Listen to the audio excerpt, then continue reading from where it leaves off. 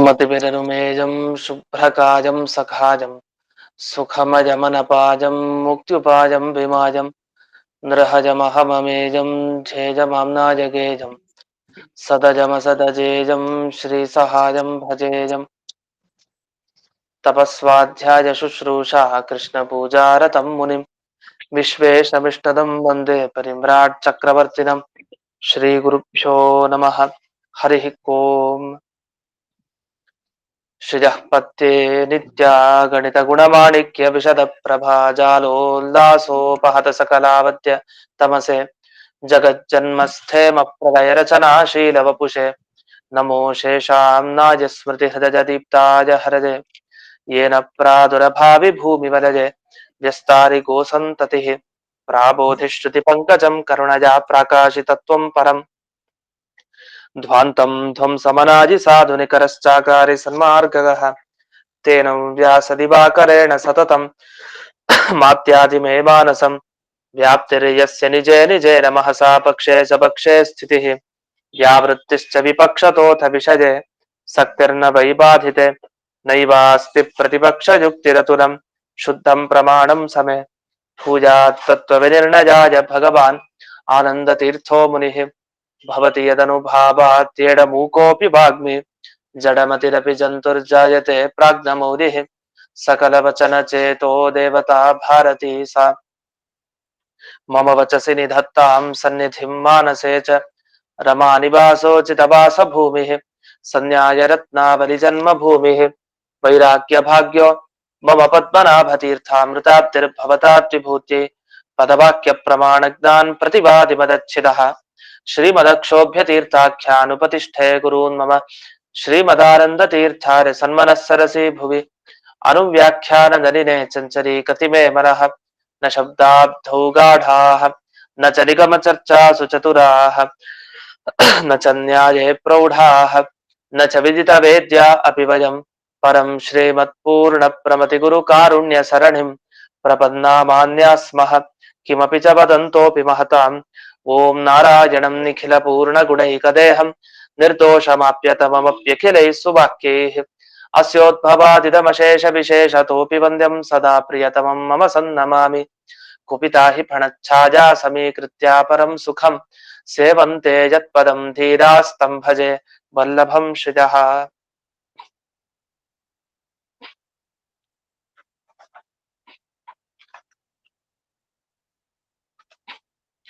ಈಗ 68ನೇ ಸುಧಾಮೂಲ ಕೊನೆಯ ಪ್ಯಾರವನ್ನು ಗಮನಿಸಿ. ಅಯಂ ಭಾವ ಇದೇವರೆಗೆ ಆತ್ಮ ವೈ ಪುತ್ರನಾಮಾಸಿ ಅಂತ ಹೇಳಿ ತಂದೆಯೇ ಮಗನ ರೂಪದಲ್ಲಿ ಬರ್ತಾನೆ ಅಂತ ಇಷ್ಟು ವೇದವಾಕ್ಯ ಹೇಳಿದೆ. ಈ ವೇದವಾಕ್ಯ ಕೇಳಿದಾಗ ತಂದೆ ಮಗ ಬೇರೆ ಅಲ್ಲ, ಅವರಿಬ್ರು ಒಬ್ರೆ ಅಂತ ಅನ್ಸತ್ತೆ. ಈ ರೀತಿ ಯಾವಾಗ ತಂದೆ ಮಕ್ಕಳಿಗೆ ಪರಸ್ಪರ ಐಕ್ಯ ಅಂದ್ರೆ ಅಭೇದ ಯಾವಾಗ ಇದೆಯೋ, ಇಬ್ರು ಒಂದೇ ಅಂತ ಯಾವಾಗ ಆಗ್ತಾರೋ ಆಗ ಒಬ್ರಿಗಾಗುವ ದುಃಖ ಅನುಸಂಧಾನ ಮತ್ತೊಬ್ಬರಿಗೆ ಯಾಕೆ ಆಗೋದಿಲ್ಲ ಅಂತ ಪ್ರಶ್ನೆ ಬಂದಿತ್ತು. ಅದಕ್ಕೆ ಉತ್ತರ ಕೊಡ್ತಾ ನಾವ್ ಹೇಳಿದ್ ಎಲ್ಲಿ ಅಂದ್ರೆ ವಾಸ್ತವ ಐಕ್ಯ, ನಿಜವಾಗಿ ಇಬ್ರು ಒಂದೇ ಅಂತ ಎಲ್ಲ ಆಗಿದಾರೋ ಅಲ್ಲಿ ಮಾತ್ರ ನಾವ್ ಹೇಳ್ತಾ ಇರೋದು ಏನಂತ, ಒಬ್ರಿಗಾಗುವಂತಹ ಸುಖ ಮತ್ತೊಬ್ಬರಿಗೂ ಅದೇ ಸುಖದ ಅನುಭವ ಬರ್ಲಿ.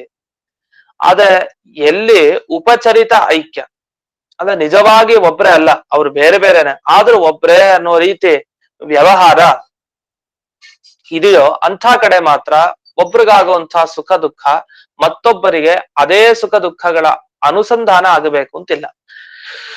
ಹಾಗಾದ್ರೆ ಐಕ್ಯಗಳು ಯಾವ ರೀತಿ ಇದೆ ಅಂದ್ರೆ ವಾಸ್ತವ ಐಕ್ಯ, ಉಪಚರಿತ ಐಕ್ಯ ಅಂತ ಎರಡು ಶಬ್ದ ಬಳಸ್ತಾರೆ.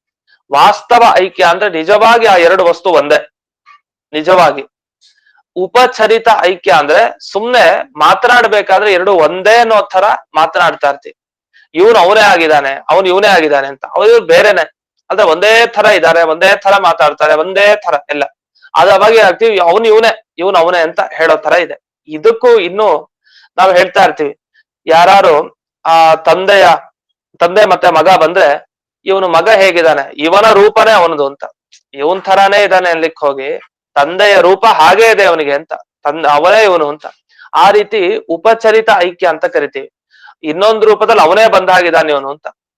ಯಾಕಂದ್ರೆ ಅವ್ರ ವಯಸ್ಸಾದವ್ರು ನೋಡಿರ್ತಾರೆ, ತಮ್ಮ ಮೊಮ್ಮಗು ನೋಡ್ತಾರೆ, ಇವನು ಮಗ ಏನಿದಾನೆ ಅವನ ರೂಪನೇ ಪೂರ್ತಿ, ಅವನೇ ಒಂದ್ ರೂಪದಿಂದ ಬಂದ್ಬಿಟ್ಟಿದ್ದಾನೆ ಅನ್ನೋ ತರ ವ್ಯವಹಾರ ಮಾಡೋದಿದೆ. ಪೂರ್ತಿ ಅವನದೇ ಪ್ರಿಂಟ್ ಅಂತ ಹೇಳ್ತಾ ಇರ್ತಾರೆ ಈಗಿನ ಕಾಲದವ್ರಂತೂ. ಹಾಗೆ ಆ ಶಬ್ದ ಏನ್ ಬಳಸ್ತಾ ಇರ್ತಾರೆ, ಆ ರೂಪ ಅನ್ನೋ ಶಬ್ದ ಏನಿದೆಯಲ್ಲ ಅದು ಆ ಅರ್ಥದಲ್ಲಿ ಬಳಸ್ತಾರೆ. ಉಪಚರಿತ ಐಕ್ಯ ಅಂತ ಕರಿತೀವಿ. ಹೋಲಿಕೆ ಹಾಗೆ ಇದೆ, ಅವನ ಮಗ ಅಂತ ಚೆನ್ನಾಗ್ ಗೊತ್ತಾಗತ್ತೆ ನೋಡಿದ್ರೆ. ಹಾಗೆ ಈ ಅರ್ಥದಲ್ಲಿ ರೂಪ ಒಂದೇ ಅಂತ ಆದ ಕೂಡಲೇ ಅವನೇ ಒಂದ್ ರೂಪದಿಂದ ಮಗನಾಗಿ ಬಂದ್ಬಿಟ್ಟಿದ್ದಾನೆ ಅಂತ. ಇದು ಹೇಳೋದು ಉದ್ದೇಶ ಏನು, ನಿಜವಾಗಿ ತಂದೆ ಮಗ ಒಬ್ರೇ ಅಂತ ಹೇಳೋ ಉದ್ದೇಶ ಅಲ್ಲ. ಆದ್ರೆ ಆ ತಂದೆಯ ಒಂದ್ ಅಂಶ ಈ ಮಗನಲ್ಲಿ ಕಾಣ್ತಾ ಇದೆ ಅನ್ನೋದು ಇಷ್ಟೇ ಉದ್ದೇಶ. ಒಂದ್ ಅಂಶ ಅಂದ್ರೆ ಒಂದು ಹೋಲಿಕೆ ಅಷ್ಟು ತುಂಬಾ ಇದೆ, ಆ ದೃಷ್ಟಿಯಲ್ಲಿ ಅವನೇ ಬಂದಿದ್ದಾನೆ ಅಂತ. ಎಷ್ಟೋ ಬಾರಿ ಮಗನ ಹೆಸರು ಗೊತ್ತಿಲ್ಲದೆ ಇದ್ದಾಗ ತಂದೆ ಹೆಸರು ಮಾತ್ರ ಗೊತ್ತಿರತ್ತೆ. ಆಗ ತಂದೆಯ ಹೆಸರಿನಿಂದಲೇ ಮಗನನ್ನು ಕರೀತಾ ಇರ್ತಾರೆ. ಅವನೇನೋ ನಾರಾಯಣ ಅಂತ ಕರೀತಾ ಇರ್ತಾರೆ, ಅವನಿಗೇನೋ ಒಂದು ಹೆಸರು ಇಟ್ಟಿರ್ತಾರೆ. ನಾರಾಯಣ ಅಂತ ಅವನನ್ನ ಕರೆದ್ರೆ ಮಗನ ಹೆಸರು ಗೊತ್ತಿಲ್ಲ, ನಾರಾಯಣ ಬಾಯ್ಲಿ ಅಂತ ಅವನನ್ನು ಕರೀತಾರೆ. ಯಾಕೆ ಕರೀತಾರೆ? ಇಬ್ರು ಒಬ್ರೇ ಆದ್ರಿಂದ ಕರೆದಿದ್ದಲ್ಲ, ಅವನ ಮಗ ಆದ್ರಿಂದ ನಾರಾಯಣ ಅಂತ ಅವನನ್ನು ಕೂಗಿದಾಗ ಅವ್ನು ನೋಡ್ತಾನೆ, ಅವ್ನು ಬರ್ತಾನೆ ಅಂತ. ಹಾಗಾದ್ರೆ ಶಬ್ದ ಆಗ್ಲಿ ನಾವು ಬಳಸೋದು, ತಂದೆಗೆ ಬಳಸೋ ಶಬ್ದ ಕೆಲವು ಸಲ ಮಗನಲ್ಲೂ ಬಳಸೋದಿದೆ. ಯಾವಾಗ ಪರಿಚಯ ಇಲ್ಲದೆ ಇದ್ದಾಗ ದೂರದಿಂದ ನಾವು ಅನಿವಾರ್ಯ ಕಲಿಯುವಂತ ಸಂದರ್ಭದಲ್ಲಿ. ಇನ್ನು ಅವನೇ ಒಂದ್ ರೂಪದಿಂದ ಬಂದಿದ್ದಾನೆ, ಹಾಗಿದಾನೆ ಇವನು ಅಂತ ಈ ರೀತಿನೂ ವ್ಯವಹಾರ ಮಾಡೋದಿದೆ. ಹಾಗಾದ್ರೆ ಈ ಎಲ್ಲ ಸಂದರ್ಭದಲ್ಲಿ ನಾವು ಗಮನಿಸ್ತಾ ಇದ್ದಾಗ ತಂದೆಯೇ ಮಗನಾಗಿ ಬರ್ತಾನೆ ಅನ್ನೋ ಉದ್ದೇಶ ಏನು ಅಂತಂದ್ರೆ ಈ ರೀತಿ ಕರೆಯೋದು ಕೇವಲ ಉಪಚರಿತ. ಇವನೇ ಸಿಂಹ ಅಂತ ಹೇಳಿದ್ರೆ ಸಿಂಹದ ತರ ಇರೋನನ್ನು ಇವನೇ ಸಿಂಹ, ಇವನೇ ಹುಲಿ, ಇವನೇ ದುಷ್ಟ, ಇವನೇ ರಾವಣ ಅಂತ. ಇವನ್ ಯಾರು ಬೇರೆ ಅಲ್ಲ, ರಾವಣನೇ ಇನ್ನೊಂದು ರೂಪದಿಂದ ಬಂದಿದ್ದಾನೆ. ಈ ರಾವಣನೇ ಇನ್ನೊಂದು ರೂಪದಿಂದ ಬಂದಿದ್ದಾನೆ ಅಂದ್ರೆ ಏನರ್ಥ? ಇವನ್ ರಾವಣನ್ ತರ ಕೆಟ್ಟವನು ಅಂತ ಅರ್ಥ ಅಷ್ಟೇ ಹೊರತು ರಾವಣ ಇನ್ನೊಂದು ಅಂಶದಿಂದ ಇವನೇ ಹುಟ್ಟಿ ಬಂದಿದ್ದಾನೆ ಅಂತ ಅರ್ಥ ಅಲ್ಲ.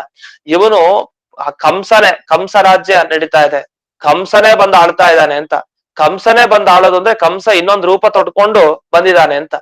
ಆದ್ರೆ ಇವರೇ ಕಂಸ ಅಂತಲ್ಲ, ಹೊರತು ಆ ಕಂಸನ ದುಷ್ಟತನ ಏನಿತ್ತು ಆ ಎಲ್ಲ ದುಷ್ಟತನ ಇಲ್ಲಿ ಕಾಣ್ತಾ ಇದೆ. ಅದಕ್ಕೋಸ್ಕರ ಇವನೇ ಕಂಸ, ಇವನೇ ರಾವಣ ಅಂತ ಯಾರೋ ಅವರಲ್ವೋ ಅವರಲ್ಲಿ ಅಂತ ಶಬ್ದ ಬಳಸೋದಿದೆ. ಹಾಗೆ ಮಗನನ್ನ ನೋಡಿದಾಗ ಇವನ್ ತಂದೆನೇ ಪೂರ್ತಿ ಹಾಗೆ ಇದಾನೆ ಇವ್ನು ನೋಡ್ಲಿಕ್ಕೆ ಅಂತ ಹೇಳಿದಾಗ ಆ ಹಾಗೆ ಇರೋದು ಅಂತ ಕೆಲವು ಶಬ್ದಗಳನ್ನು ಬಳಸ್ತಾ ಇರ್ತೀವಿ. ಅಂತೂ ಪಿತಾ ಪುತ್ರಯೋಹ ಐಕ್ಯಂ, ತಂದೆ ಮಗ ಒಬ್ಬರೇ ಅಂತ ಹೇಳೋದು ಅನುಭವ ಇರುತ್ತೆ, ಅದ್ ನಮಗ್ ಗೊತ್ತಿದೆ. ಒಂದೇ ಅಂತ ಹೇಳಿಕ್ ಸಾಧ್ಯ ಇಲ್ಲ. ಹಾಗಾದ್ರೆ ಒಂದೇ ತರ ಅದೇ ರೂಪ ಒಂದ್ ಅಂಶದಿಂದ ಬಂದ್ಬಿಡಿದಾನೆ ಹೀಗೆಲ್ಲ ಹೇಳೋ ಉದ್ದೇಶ ಏನು ಅಂದ್ರೆ ಇದು ಉಪಚರಿತ, ಇದೊಂದು ಗೌಣ ರೀತಿ. ಅದು ಅವನಿಗೆ ಸಂಬಂಧಪಟ್ಟಿದ್ದು, ಆ ರೀತಿ ಆಕಾರ ಇದೆ, ಆ ರೀತಿ ಗುಣ ಇದೆ, ಇದೆಲ್ಲ ತೋರಿಸ್ಲಿಕ್ಕೋಸ್ಕರ ಹಾಗೆ ಶಬ್ದವನ್ನ ಬಳಸೋದಷ್ಟೇ ಹೊರತು ನಿಜವಾಗಿ ತಂದೆ ಮಗನಿಗೆ, ತಂದೆ ಮಕ್ಕಳಿಗೆ ಐಕ್ಯ ಎಂದೆಂದಿಗೂ ಇಲ್ಲ. 4-5 ಜನ ಮಕ್ಕಳಿರ್ತಾರೆ ಒಬ್ಬನಿಗೆ, ಎಲ್ಲಾ ಮಕ್ಕಳು ತಂದೆಗೂ ಅಭೇದ ಹೇಳೋದಾ? ಹೇಗ್ ಸಾಧ್ಯ? ಇದೆಲ್ಲ ಅಸಂಬದ್ಧವಾದ ವಿಚಾರ. ಆದ್ರೆ ಪಿತಾಪುತ್ರಯೋ ಐಕ್ಯಂ ಅಂತ ಹೇಳಿ ವೇದವಾಕ್ಯ ಹೇಳಿರೋ ಅರ್ಥ ನೀವು ಬೇರೆ ತಿಳ್ಕೊಂಡಿದ್ದೀರಿ. ವೇದವಾಕ್ಯ ಹೇಳ್ತಾ ಇರೋ ಅಭಿಪ್ರಾಯ ಆತ್ಮ ವೈ ಪುತ್ರನಾಮಾಸಿ ಅಂದ್ರೆ ತಂದೆಯ ಅಪೇಕ್ಷೆ ಇಲ್ಲದೆ ಆ ಪುತ್ರ ಬಂದಿಲ್ಲ. ತಂದೆಯ ಗುಣಗಳನ್ನ, ತಂದೆಯ ರೂಪನೋ ಏನೋ ಒಂದು ಅವಲಂಬಿಸ್ಕೊಂಡೆ ತಾನು ಹುಟ್ಟಿರ್ತಾನೊಬ್ಬ ಜೀವಿ, ಅವನ ಮಗನಾಗ್ ಬರೋನು. ಆದ್ರಿಂದ ಅವನೇ ಒಂದ್ ಅಂಶದಿಂದ ಬಂದಿದ್ದಾನೆ, ಅವನೇ ಇವನು ಅನ್ನೋ ರೀತಿಯ ವ್ಯವಹಾರ ನಡೆಯುತ್ತಷ್ಟೆ. ಮಾತು ಬಳಸೋದು ಕೂಡ್ಲೆ ಅದೇ ರೀತಿ ಅರ್ಥ ಇರ್ಬೇಕು ಅಂತಿಲ್ಲ, ಅರ್ಥಕ್ ಬೇರೆ ಇದೆ. ನಾವ್ ಹೇಳ್ತೀವಿ ಹಿಂದನೂ ಕೂಡ, ಕಪ್ಪಾದ ಬಟ್ಟೆ ಅಂದ ಕೂಡ್ಲೆ ಅವನ್ ಕಪ್ಪಾದ ಬಟ್ಟೆ ಅಂತ ಬಡಿಸೋದ್ ಕೂಡಲೇ ಅವನ ಜ್ಞಾನ ಹಾಗೆ ಇದೆ ಅಂತ ಅರ್ಥ ಅಲ್ಲ. ಬಟ್ಟೆ ಬಿಳಿಗೆ ಇತ್ತು, ಯಾವಾಗ ಕೆಸರು ಮೆತ್ಕೊಳ್ತೋ ಆಗ ಅದು ಕಪ್ಪಾಯ್ತು ಅಂತಾನೆ ಇಷ್ಟೇ ವ್ಯವಹಾರ ಮಾಡ್ತೀವಿ ಹೊರತು ನಿಜವಾಗಿ ಅದು ಕಪ್ಪಲ್ಲ. ಅದು ಗೊತ್ತಿರತ್ತೆ, ಗೊತ್ತಿದ್ದು ನಾವು ಕಪ್ಪಾದ ವಸ್ತ್ರ ಅಂತ ಬಳಸ್ತೀವಿ. ಯಾಕೆ? ಅದು ಹಾಗೆ ಸಹಜವಾಗಿ ಪ್ರಯೋಗ ಹಾಗೆ ನಡೀತಾ ಇದೆ ಲೋಕದಲ್ಲಿ, ಅನಾದಿ ಕಾಲದಿಂದ ಹಾಗೆ ಬರ್ತಾ ಇದೆ ಅಷ್ಟೆ. ಈ ರೀತಿ ಅದನ್ನು ಸಮರ್ಥನೆ ಮಾಡ್ಕೊಡ್ತಾರೆ. ಆದ್ರಿಂದ ಪಿತಾಪುತ್ರೈಕ್ಯಂತು ಉಪಚರಿತಮೇವ. ಉಪಚರಿತ ಅಂದ್ರೆ ಗೌಣ, ಸುಮ್ನೆ ಹಾಗೆ ಕರೆಯೋದು ವ್ಯವಹಾರ ಅಷ್ಟೇ ಹೊರತು ನಿಜವಾಗಲ್ಲ. ಇದು ಎಲ್ರೂ ಒಪ್ಪುವಂತ ವಿಚಾರ. ನಚ ಅಭಿಮತಸ್ಯ ವ್ಯಭಿಚಾರ ಅಸ್ತಿ. ನಾವು ಹೇಳಿದ್ದೇನು ಅಂದ್ರೆ ನಿಜವಾಗಿ ಯಾವ ಎರಡು ವಸ್ತುಗಳಲ್ಲಿ ಐಕ್ಯ ಇದೆಯೋ, ಎರಡು ಒಂದೇ ಎಲ್ಲಿ ಆಗಿದೆಯೋ ಅಂಥ ವಸ್ತುಗಳಲ್ಲಿ ಒಂದಕ್ಕೆ ಸುಖ ಆದ್ರೆ ಮತ್ತೊಂದಕ್ಕೆ ಸುಖ ಆ ವಸ್ತುವಿಗೆ ಆಗಲೇಬೇಕು. ಇದು ಎಲ್ಲಿ ನಿಜವಾಗಿ ಐಕ್ಯ ಇರೋ ಕಡೆ, ನಿಜವಾಗಿ ಎರಡು ವಸ್ತು ಒಂದೇ ಆಗಿರೋ ಕಡೆ, ಬೇರೆ ಬೇರೆ ಆಗಿರೋ ಕಡೆ ಇದು ದೋಷ ಅಲ್ವೇ ಅಲ್ಲ ಅಂತ ಇಷ್ಟು ಇದರ ತಾತ್ಪರ್ಯ. ಇದಾದ್ಮೇಲೆ ಇಲ್ಲಿ ಟಿಪ್ಪಣಿಗಳ ವಿಚಾರವನ್ನ ಹೇಳಾಗಿದೆ, ಟಿಪ್ಪಣಿಗಳ ವಿಚಾರ ಆಗಿದೆ, ಮುಂದಕ್ಕೆ ಹೋಗೋಣ. ಇನ್ನು 69ನೇ ಸುಧಾಮೂಲ. 69ನೇ ಸುಧಾಮೂಲದಲ್ಲಿ ಮತ್ತೊಂದು ಅಂಶ ಹೇಳ್ತಾರೆ. ನೀವೇನ್ ಹೇಳಿದ್ರಿ, ಭಗವಂತನ ಅಂಶ ಜೀವ. ಯಾವಾಗ ಭಗವಂತನ ಅಂಶ ಜೀವ ಆಗ್ತಾನೆ, ಭಗವಂತನಿಗಾಗುವ ಅನುಸಂಧಾನ ಜೀವನಗಾಗ್ಲಿ ಅಂತ ಇಷ್ಟ ಹೇಳಿತ್ತು.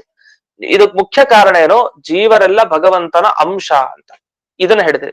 ಇದಕ್ಕೆ ಉದಾಹರಣೆ ನಮಗ್ ಸಿಕ್ಕಿದೆ ನಿಜವಾಗಿ. ಎಲ್ಲಿ? ಚೇತನರು ಯಾರು, ಇಂದ್ರ ಮತ್ತೆ ಅರ್ಜುನ ಇಬ್ರು ಚೇತನರು. ಇಂದ್ರನ ಅಂಶನೇ ಅರ್ಜುನ, ನಿಜ. ಇಂದ್ರನಿಗಾಗುವ ಅನುಸಂಧಾನ ಅರ್ಜುನನಿಗೆ ಬರ್ಲಿ ಅಂತ. ನಮ್ಗೆ ಇದ್ರ ಮೇಲೆ ಆಕ್ಷೇಪಗಳು ಬರೋದು ಸಹಜವಾಗಿರುತ್ತೆ. ನಿಜವಾಗ್ಲೂ ಅರ್ಜುನನಿಗೆ ಇಂದ್ರದೇವರಿಗೆ ಗೊತ್ತಿದ್ದೆಲ್ಲ ಗೊತ್ತಿತ್ತ? ಹಾಗಾದ್ರೆ ಎಷ್ಟೋ ಬಾರಿ ವಿರೋಧ ಮಾಡ್ತಾರೆ. ಅರ್ಜುನ ಕೃಷ್ಣನ ಸ್ನೇಹಿತ, ಇಂದ್ರ ಅರ್ಜುನನ ಇದು ಕೃಷ್ಣನ ವಿರೋಧಿಯಾಗಿ ಚಟುವಟಿಕೆ ಮಾಡ್ತಾನೆ, ಅದೆಲ್ಲ ಮುಂದೆ ಬರುತ್ತೆ. ಭಾರಿ ಮಳೆ ಸುರಿಸ್ತಾ ಇಂದ್ರ ಕೃಷ್ಣನಿಗೆ ತೊಂದರೆ ಮಾಡ್ತಾನೆ. ಅದೇ ಅರ್ಜುನ, ಇಂದ್ರಾಂಶನಾದ ಅರ್ಜುನ ಎಷ್ಟು ಕೃಷ್ಣನ ಜೊತೆಗೆ ಇರ್ತಾನೆ, ಕೃಷ್ಣ ಕಾಪಾಡ್ತಾನವನ್ನೆಲ್ಲ. ಈ ಅರ್ಜುನನೇ ಇಂದ್ರನಾಗಿದ್ರೆ, ಇಂದ್ರನ ಅಂಶನೇ ಅರ್ಜುನನಾಗಿದ್ರೆ ಯಾಕೆ ಇದು ಗೊತ್ತಾಗ್ಬಾರ್ದಿತ್ತು? ಒಂದ್ಸರಿ ವಿರೋಧ ಮಾಡ್ತಾನೆ, ಇನ್ನೊಂದು ರೂಪದಿಂದ ಜೊತೆಗೆ ಇರ್ತಾನೆ. ಈ ತರ ಎಲ್ಲ ಯಾಕಾಗತ್ತೆ? ಈ ತರ ಸುಮಾರು ಪ್ರಶ್ನೆಗಳಿದೆ, ಅದೆಲ್ಲ ಮುಂದೆ ಉತ್ತರ ಕೊಡ್ತಾರೆ ಅದಕ್ಕೆ. ಅಂತೂ ಚೇತನರಾಗಿದ್ದು ಇಬ್ರು ಕೂಡ ಚೇತನರು, ಜೀವರು ಇಬ್ರು ಒಂದೇ ಆಗಿದ್ರೆ, ಮತ್ತೆ ಅಂಶ ಆಗಿತ್ತು ಅಂತಾದ್ರೆ, ಒಬ್ಬನ ಅಂಶ ಮತ್ತೊಬ್ಬ ಅಂತ ಆದ್ರೆ, ಆಗ ಒಬ್ಬನಿಗಾಗುವ ದುಃಖ ಅನುಸಂಧಾನ ಮತ್ತೊಬ್ಬನಿಗೆ ಆಗಬೇಕು ಅಂತ. ಆದ್ರೆ ಇಲ್ಲಿ ಜೀವ ಮತ್ತೆ ಈಶ್ವರನಿಗೆ ಅಂದ್ರೆ ದೇವರಿಗೆ ಐಕ್ಯ ಇಲ್ಲವೇ ಇಲ್ಲ, ಇಬ್ರು ಒಂದ್ ಅಲ್ಲವೇ ಅಲ್ಲ. ಅದು ನಾವ್ ಹೇಳಾಗಿದೆ. ಯಾವಾಗ ಇಬ್ರು ಒಂದೇ ಅಲ್ಲ, ಇಬ್ರು ಜೀವರ್ ನಿಜ, ಆದ್ರೆ ಇಬ್ರು ಯಾವಾಗ ಒಂದ್ ಆಗಿಲ್ಲ, ಆಗ ಒಬ್ರಿಗಾಗೋ ಅನುಸಂಧಾನ ಇನ್ನೊಬ್ರಿಗೆ ಬರ್ಲಿ ಅನ್ನೋದು ತಪ್ಪು, ಅದ್ ಸರಿ ಇಲ್ಲ. ಹಾಗಾದ್ರೆ ಏನಾಯ್ತು? ಒಂದು ಪ್ರಮಾಣ ಕೊಡ್ತೀವಿ. ಜೀವ ಮತ್ತೆ ಪರಮೇಶ್ವರರಿಗೆ ಪರಸ್ಪರ ಅಂಶಾಂಶಿ ಭಾವನೆ ಇಲ್ಲ. ಅಂದ್ರೆ ಜೀವರು ಭಗವಂತನ ಅಂಶ ಅಂತ ಹೇಳಿಕ್ ಸಾಧ್ಯ ಇಲ್ಲ. ಹೇಗೆ ಅಂದ್ರೆ, ನಮ್ಮ ಬಟ್ಟೆ ಇದೆ, ವಸ್ತ್ರದಿಂದ ಒಂದು ದಾರ ತೆಗಿತೀವಿ, ಆ ದಾರ ಆ ಬಟ್ಟೆಯ ಒಂದು ಅಂಶ, ಅದು ದಾರ.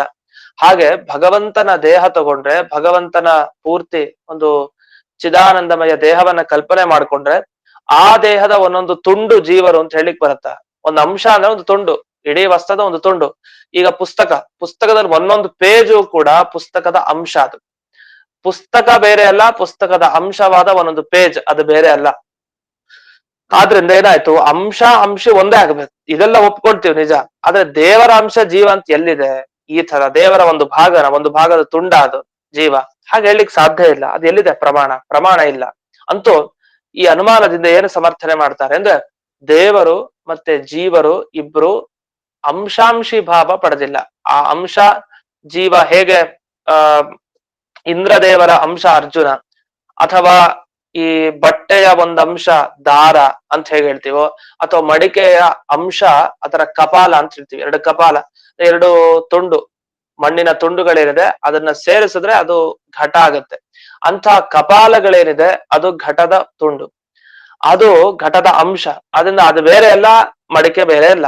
ಹೀಗೆ ಎಲ್ಲೆಲ್ಲಿ ಒಂದು ದೊಡ್ಡ ಭಾಗ, ಅದರ ಒಂದು ಚಿಕ್ಕ ಭಾಗ, ಅಂಶ ಅಂತ ಏನ್ ಕರಿತೀವಿ, ಅಂತ ಅಂಶ ಮತ್ತೆ ಅಂಶಿಗೆ ಎಂದಿಗೂ ಕೂಡ ಭೇದವನ್ನ ಹೇಳೋ ಹಾಗಿಲ್ಲ, ಅಭೇದವನ್ನೇ ಹೇಳ್ಬೇಕು, ಅದ್ ಸತ್ಯ. ಆದ್ರೆ ದೇವರಿಗೂ ಜೀವರಿಗೂ ಇಂಥ ಅಂಶಿ ಭಾವ ಇಲ್ಲ.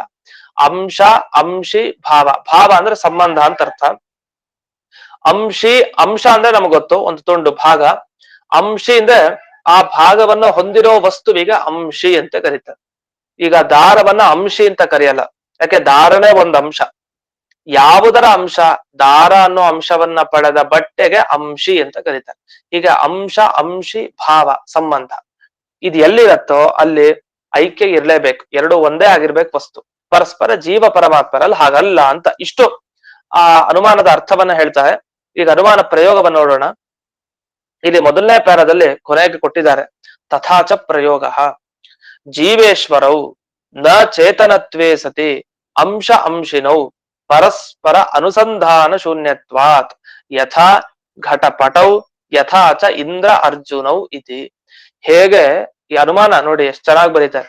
ಜೀವ ಈಶ್ವರರಿಗೆ ಅವರು ಚೇತನರಾಗಿದ್ರು, ಪರಸ್ಪರ ಒಂದ್ ಅಂಶ ಮತ್ತೊಬ್ಬ ಅಂಶಿ ಅಂತ ಕರೀಲಿಕ್ ಬರೋದಿಲ್ಲ. ಯಾಕೆ? ಜೀವರಿಗಾಗುವ ಅನುಸಂಧಾನ ಪರಮಾತ್ಮನಿಗಿಲ್ಲ, ಪರಮಾತ್ಮನಿಗೆ ಅನುಸಂಧಾನ ಜೀವನಿಗಿಲ್ಲ. ಪರಸ್ಪರ ಅನುಸಂಧಾನ ಶೂನ್ಯತ್ವಾತ್. ಹೇಗೆ ಅಂದ್ರೆ, ಮಡಿಕೆ ಮತ್ತೆ ಬಟ್ಟೆಗೆ, ಮಡಿಕೆ ಬಟ್ಟೆಗಳಿಗೆ ಅಂಶಾಂಶಿ ಭಾವ ಇಲ್ಲ. ಯಾಕೆಂದ್ರೆ ಮಡಿಕೆಯ ಅಂಶನೇ ಬೇರೆ, ಬಟ್ಟೆಯ ಅಂಶಗಳೇ ಬೇರೆ. ಅದಕ್ ದಾರ, ಇದಕ್ಕೆ ಕಪಾಲಗಳು ಅಂತ ಕರಿತೀವಿ. ಎರಡಕ್ಕೂ ಬೇರೆ. ಈಗ ಮಡಿಕೆಯ ಅಂಶ ಏನು? ಮಡಿಕೆಯ ಅಂಶ ದಾರಗಳು ಅಂತ ಯಾರು ಹೇಳ್ತಾರ? ಸಂಬಂಧವೇ ಇಲ್ಲ. ದಾರದಿಂದ ಮಡಿಕೆ ಮಾಡಿದ್ರೆ ದಾರ ಮಡಿಕೆಯ ಅಂಶ ಅಂತ ಹೇಳ್ಬೋದು. ದಾರದಿಂದ ಮಾಡಿದ ಬಟ್ಟೆ ಬೇಡ, ಪುಸ್ತಕ ಎಲ್ಲ ಪೇಜ್ಗಳನ್ನ ಸೇರಿಸಿ ಒಂದು ಪುಸ್ತಕ ಮಾಡ್ತಾರೆ. ದಾರವೇ ಈ ಪುಸ್ತಕದ ಅಂಶಗಳು ಅಂತ ಹೇಳಿಕ್ ಬರತ್ತಾ? ಇಲ್ಲ. ದಾರ ಬೇಕು ನಿಜ, ಪುಸ್ತಕ ಮಾಡ್ಬೇಕಾದ್ರೂ ದಾರ ಬೇಕಾಗತ್ತೆ, ಅದು ಬೇರೆ. ಆದ್ರೆ ಪ್ರತಿಯೊಂದು ಪೇಜ್ಗಳೇನಿದೆ ಅದೇ ಆ ಪುಸ್ತಕದ ಅಂಶಗಳು ಹೊರತು ದಾರಗಳು ಹೇಗೆ ಬಟ್ಟೆಗೆ ಅಂಶ ಆಗಿದೆಯೋ ಹಾಗೆ ಪುಸ್ತಕಕ್ಕೆ ದಾರಗಳು ಅಂಶ ಅಲ್ಲ. ಹಾಗಾದೇನಾಯ್ತು? ಯಾವ ವಸ್ತುಗಳು ಎರಡರಲ್ಲಿ ಅಂಶ ಅಂಶಿ ಅಂತ ಕರೀಲಿಕ್ ಬರೋದಿಲ್ವೋ ಅಂಥ ವಸ್ತುಗಳನ್ನ ತಗೊಂಡು ಎರಡು ಒಂದೇ ಅಂದ್ರೆ ಯಾರು ಒಪ್ತಾರೆ? ಯಾರು ಒಪ್ಪಲ್ಲ. ಈಗ ನನ್ನ ಭಾಗ, ನನಗೊಂದು ದೇಹ ಇದೆ, ನನ್ನ ಭಾಗ ಕೈ ಕಾಲು ಎಲ್ಲ ಇದೆ, ಇದೆಲ್ಲ ನನ್ನ ದೇಹದ ಅಂಶ. ಯಾರು ನಮ್ ತಂದೆನೋ ಮಗನೋ ಇನ್ಯಾರೋ ಇದ್ದಾರೆ, ಅವ್ರಿಗೂ ದೇಹ ಇದೆ, ಅವ್ರಿಗೂ ಒಂದು ಕೈ ಕಾಲೆಲ್ಲ ಇದೆ. ಇದೆಲ್ಲ ನನ್ ಕೈ ಕಾಲು ಅಂತಂದ್ರೆ ಅದು ಹೇಗ್ ಸಾಧ್ಯ? ಅವನ ದೇಹದ ರಚನೆ ಆಗಿರೋದು ಅವನ ಕೈ ಕಾಲೆಲ್ಲ ಸೇರ್ಕೊಂಡು ಅವನ ದೇಹ ಆಗಿದೆ. ಅವನ ದೇಹದ ಅಂಶಗಳು ಅವನ ಕೈ ಕಾಲು, ನನ್ನ ದೇಹದ ಅಂಶಗಳು ನನ್ನ ಕೈ ಕಾಲು ಹೊರತು ಅವನ ದೇಹದ ಕೈ ಕಾಲುಗಳು ನನ್ನ ದೇಹದ ಅಂಶ ಅಲ್ಲ. ಅವನ್ ಕೈ ತಗೊಂಡು ನನ್ ಕೈ ಇದು, ಅವನ್ ಕಾಲು ತಗೊಂಡು ನನ್ ಕಾಲು ಇದು ಅಂದ್ರೆ ಅದು ಹೇಗ್ ಸಾಧ್ಯ? ಅದು ಸಾಧ್ಯ ಇಲ್ಲ. ಹಾಗಾದ್ರೆ ಭಗವಂತನಿಗೂ ಜೀವರಿಗೂ ಇದೇ ತರನೇ. ಭಗವಂತನ ಕೈ ಕಾಲು ಅವನ ದೇಹ, ನಮ್ಮ ಕೈ ಕಾಲು ನಮ್ಮ ದೇಹ, ಇದೆರಡು ಒಂದೇ ಅಂದ್ರೆ ಹೇಗ್ ಸಾಧ್ಯ? ಇದು ಸಾಧ್ಯ ಇಲ್ಲ. ಒಂದೊಂದು ಅಂಶ ಅಂದ್ರೆ ಹೇಗ್ ಸಾಧ್ಯ ಇದು ಹೇಳಲಿಕ್ಕೆ? ಇದು ತಪ್ಪಾಗತ್ತೆ ಅಂತ ಇಷ್ಟು ನಿರೂಪಣೆನ ಮಾಡಿದ್ರು. ಇದಾದ್ಮೇಲೆ, ಅಲ್ಲ ಈಗ ತಾನೆ ತಂದೆ ಮಗನಿಗೆ ಐಕ್ಯ ಇದೆ, ಇಬ್ರು ಒಂದೇ ಆಗಿರ್ತಾರೆ, ಆದ್ರೆ ಪರಸ್ಪರ ಸುಖ ದುಃಖಗಳ ಅನುಸಂಧಾನ ಇಬ್ರಿಗೆ ಇರಲ್ವಲ್ಲ ಅಂತ ಹೇಳಿದ್ವಿ ಅಂದ್ರೆ, ನೋಡಿ ಇಲ್ಲಿವರೆಗೂ ನೀವು ಅರ್ಥ ಮಾಡ್ಕೊಂಡಿರೋದೇ ತಪ್ಪು. ಅಂಶತ್ವ ಅಂದ್ರೆ ಏನು? ಒಂದು ವಸ್ತುವಿನ ಅಂಶ ಮತ್ತೊಂದು ಅಂದ್ರೆ ಏನರ್ಥ? ಏಕತ್ವ ಅಂದ್ರೆ ಒಂದೇ ಆಗಿರೋದು ಅಂದ್ರೆ ಏನರ್ಥ? ಅದರ ಒಂದು ಭಾಗವಾಗಿರೋದು ಅಂತ ಅರ್ಥ. ಈಗ ಒಂದು ಮನೆ ಇದೆ, ಮನೆಯಲ್ಲಿ ಕಿಟಕಿ ಇದೆ, ಬಾಗಿಲಿದೆ, ಎಲ್ಲವೂ ಇದೆ. ಮನೆ ಮೇಲೆ ಒಂದು ಕಾಗೆ ಬಂದು ಕೂತ್ಕೊಳ್ತು. ಅದೇನ್ ಕಾಗೆ ಬಗ್ಗೆ ಯಾಕೆ ಹೇಳ್ತಾರೆ ಅಂದ್ರೆ, ಶಾಸ್ತ್ರದಲ್ಲಿ ಪ್ರಮಾಣ ಪದ್ಧತಿ ಇದೆಲ್ಲ ಓದಿದ್ರೆ ನಿಮ್ಗೆ ತಿಳಿದಿರತ್ತೆ, ಇಲ್ದೇ ಆದ್ರೂ ಕೂಡ ಕೇಳಿ. ಕಾಕಃ ಯತ್ರ ಅಸ್ತಿ ತದ್ದೇವದತ್ತ ಗೃಹಂ ಅಥವಾ ಯತ್ರ ಪತಾಕ ತದ್ದೇವದತ್ತ ಗೃಹಂ, ಹೀಗೂ ಉದಾಹರಣೆ ಇದೆ, ಹಾಗೂ ಇದೆ. ಒಂದ್ ಕಡೆ ನ್ಯಾಯಾಮೃತಲ್ಲಿ ಬರುತ್ತೆ ಒಂದು ಉದಾಹರಣೆ, ವ್ಯಾಸರಾಜರು ಕೊಡ್ತಾರೆ, ಮತ್ತೊಂದು ಪ್ರಮಾಣ ಪತ್ರಿಯಲ್ಲೂ ಬರೋದಿದೆ. ಅಂತೂ ಅಲ್ಲಿ ಯತ್ರ ಪತಾಕ ತದ್ದೇವದತ್ತ ಗೃಹಂ ಅಂತ ನಮ್ಗೆ ಪ್ರಮಾಣ ಪದ್ಧತಿಲಿ ನೋಡ್ತೀವಿ. ಏನಂತ? ಪತಾಕ ಅಂದ್ರೆ ಫ್ಲಾಗ್, ಧ್ವಜ ಏನಿದೆ, ಅವನು ದೇವದತ್ತನ ಮನೆ ಹುಡ್ಕೊಂಡು ಹೋದ. ಬೀದಿಲಿ ಬೇಕಾದಷ್ಟು ಮನೆ ಇದೆ, ದೇವದತ್ತನ ಮನೆ ಯಾವುದು ಅಂತ ಗೊತ್ತಾಗ್ಲಿಲ್ಲ. ಆಗ ನೋಡು, ಅಲ್ಲಿ ಧ್ವಜ ಎತ್ತರಕ್ಕೆ ಕಾಣುತ್ತಲ್ಲ, ಫ್ಲಾಗ್ ಹಾಕಿರ್ತಾರೆ, ಅದೇ ದೇವದತ್ತನ ಮನೆ. ಸರಿ, ಇವನು ಗೊತ್ತಾಯ್ತು, ಹೋದ ದೇವದತ್ತನ ಮನೆ, ಕಣ್ಣು ಹಿಡ್ಕೊಂಡ. ಹೀಗೆ ಒಂದ್ಸರಿ ಕಾಗೆ ಬಂದು ಕೂತ್ಕೊಳ್ತು. ಕಾಗೆ ಬಂದು ಕೂತ್ಕೊಂಡ್ಮೇಲೆ ಎತ್ರ ಕಾಕಃ ತದ್ದೇವದತ್ತ ಗೃಹಂ, ಕಾಗೆ ಎಲ್ಲಿದೆಯಲ್ಲ ಪ್ರತಿ ದಿವಸ ಅಲ್ಲಿ ಬಂದು ಕೂಡೋದೊಂದು ಕಾಗೆ. ಆ ಕಾಗೆ ಏನ್ ಕೂಡತ್ತಲ್ಲ ಆ ಮನೆಯೇ ದೇವದತ್ತನ ಮನೆ ಅಂತ ಒಬ್ಬ ಹೇಳ್ದ. ಇವನು ಹುಡ್ಕೊಂಬಂದ, ಕಾಣ್ತು. ಈಗ ನಮ್ಮ ಪ್ರಶ್ನೆ ಏನು ಅಂದ್ರೆ, ಈಗ ಮನೆಯ ಅಂಶಗಳು ಅಂದ್ರೆ ಯಾವ್ದನ್ನ ಹೇಳ್ತೀವಿ? ಮನೆಯ ಅಂಶ ಅಂದ್ರೆ ಬಾಗಿಲು, ಕಿಟಕಿ, ಮತ್ತೊಂದು ಇದೆಲ್ಲ ಹೇಳ್ತೀವಿ, ಮನೆಯ ಒಂದೊಂದು ಭಾಗಗಳದು, ಅದು ಮನೆಯ ಅಂಶ ನಿಜ. ಆದ್ರೆ ಮನೆಯ ಅಂಶ ಈ ಕಾಗೆ ಅಂತ ಹೇಳಿಕ್ ಸಾಧ್ಯನಾ? ಸಾಧ್ಯ ಇಲ್ಲ. ಯಾಕೆಂದ್ರೆ ಅದು ಮನೆಯ ಅಂಶ ಆದ್ರೆ ಯಾವತ್ತಾದ್ರೂ ಒಮ್ಮೆ ಕಾಗೆ ಹೋದಾಗ ಮನೆಯ ಒಂದು ಭಾಗನೇ ಹೊರಟೋಯ್ತು ಅಂತ ಹೇಳ್ಬೇಕು. ಕಿಟಕಿ ಹೋದ್ರೆ, ಬಾಗಿಲು ಹೋದ್ರೆ ಮನೆ ಒಂದ್ ಭಾಗ ಹೋಯ್ತು, ಸರಿ ಮಾಡಿಸ್ಕೊಳ್ಬೇಕು. ಕಾಗೆ ಹೋದ್ರೆ ಹೋಗ್ಲಿ, ನಮ್ಗೇನಾಗ್ಬೇಕು? ಅದು ಕಾಗೆ ಪರಿಚಾಯಕ ಅಷ್ಟೇ. ಅದು ದೇವತರ ಮನೆ ಯಾವುದು ಅಂತ ತಿಳ್ಕೊಳ್ಲಿಕ್ ಬೇಕಾಯ್ತಷ್ಟೇ ಹೊರತು ವಾಸ್ತವಿಕವಾಗಿ ಅದರ ಉಪಯೋಗ ಇನ್ನೇನಿಲ್ಲ. ಆ ಕಾಗೆ ಬಂದು ಹೋದ್ರು, ಆ ಕಾಗೆಯ ಚಿಹ್ನೆಗಳು ಕೂಡ ಇರತ್ತಲ್ಲಿ, ಏನೋ ಚಿಹ್ನೆ ಮಾಡಿ ಹೋಗಿರತ್ತೆ, ಅದರ ಸೂಚನೆಗಳು. ಕಾಗೆ ಬಂದಾಗ ಏನೇನ್ ಮಾಡ್ಬೇಕೋ ಅದೆಲ್ಲ ಮಾಡಿ ಹೋಗಿರತ್ತೆ. ಅಂತ ಆ ಸೂಚನೆಗಳನ್ನ ನೋಡ್ಕೊಂಡು ಇದು ದೇವದತ್ತನ ಮನೆ ಅಂತ ಕಂಡುಹಿಡಿಯಲಿಕ್ಕೂ ಸಾಧ್ಯತೆ ಇದೆ.